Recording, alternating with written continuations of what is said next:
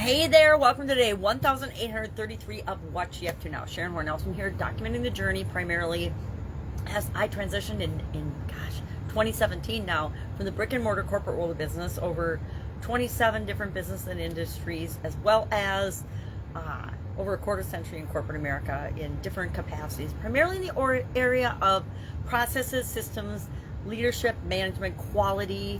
And I even inherited sanitation at my last corporate job, which was, a story in and of itself, because it was an area I really knew nothing about. So it gave me an opportunity to grow in and learn about a whole different function and special function for that particular business and industry.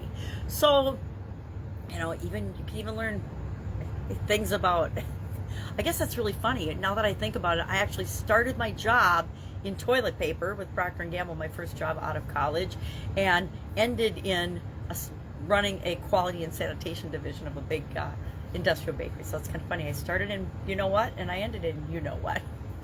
All right.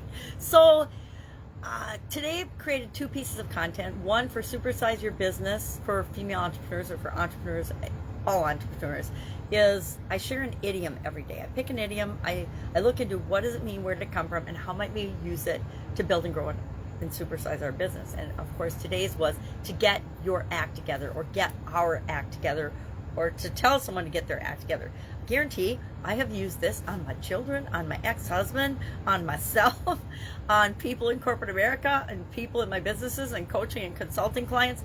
Was we need to get our act together with respect to this certain thing usually, or you just need overall to get your act together. You need to grow up and act like a decent, wonderful human being. And so I actually love this idiom.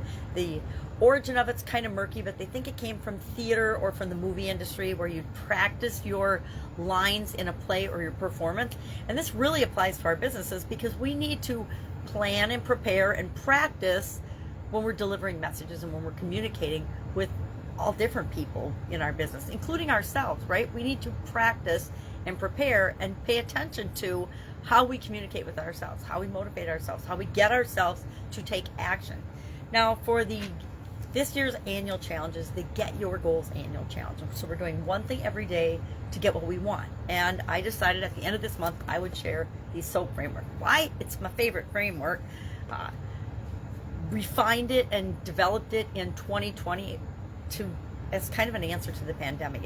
It's a process that we install in our subconscious that we use to deal with any change, any challenge, any obstacle, any roadblock, any setback, any problem that pops up in our life. And we get to the point where it becomes automatic for us. We already have automatic processes for dealing with changes and challenges in our life, whether we're consciously aware of them or not. We've all already got them. But I learned in 2020, and really before, but especially in 2020, how important it is to have a process that guarantees you will always take the best action, make the right choice, and do the thing that's best for you at the time. And that happens by having a process that works to make sure things are in your benefit and to your benefit when you use it and apply it. And if we can install it in our subconscious, which we totally can, we will automatically get better results than we've gotten in the past. So I decided to cover that. And today we were talking about the A in the SOAP framework, and that stands for action. But before we can decide what kind of action we're going to take, we have to have a way to analyze and review the different possibilities that we came up with when we were discussing the options. So we made a list of 10 yesterday. We picked 3 today, and then we're analyzing those and picking amongst just those 3 to figure out what can we act on right now. And I didn't share a big framework or a big tool for analyzing alternatives. We'll do that every month this year.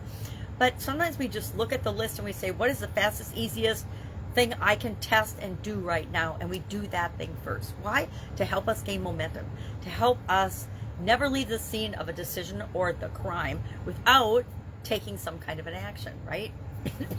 So I looked at my list, and I can't remember what the 3 things were now, but I shared those. And then I decided I need to set up my doctor appointments for my upcoming heart surgery. I need to have an appointment with my surgeon, my I can't remember what he's called, something technical cardiologist. But him, Dr. Zhu, and then I also need to get an echocardiogram so that before I see him, he can look at that and we can see what's going on with my heart. The last one wasn't awesome, so I'm hoping this one's better. Anyway, if I can help you in any way, hit me up and ask. Otherwise, I will be with you tomorrow. Bye.